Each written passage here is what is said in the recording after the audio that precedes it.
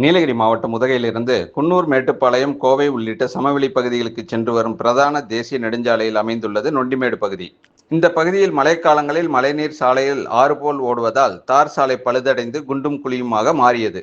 இதனைத் தொடர்ந்து தேசிய நெடுஞ்சாலைத்துறை சார்பில் இப்பகுதியில் இன்டர்லாக் கற்கள் பதிக்கப்பட்டு சாலையை கடந்த சில மாதங்களுக்கு முன்பு சீரமைத்தனர்.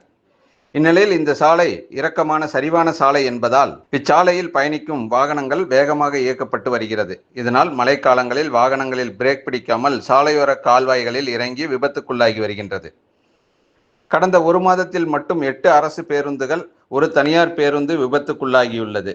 மேலும் இருசக்கர வாகனத்தின் மீது கனரக வாகனம் மோதியதில் இருசக்கர வாகனம் ஓட்டி வந்த இளைஞருக்கு தலையில் பலத்த காயம் ஏற்பட்டு மருத்துவமனையில் சிகிச்சைக்காக அனுமதிக்கப்பட்டுள்ளார். இந்நிலையில் தொடர்ந்து வாகனங்கள் விபத்துக்குள்ளாகி வருவதால் இச்சாலையில் பேரிகார்டு அமைத்து வரும் காலங்களில் வாகனம் வேகத்தை கட்டுப்படுத்த போக்குவரத்து காவல்துறையினர் நடவடிக்கை எடுக்க வேண்டும் என பொதுமக்கள் கோரிக்கை விடுத்துள்ளனர்.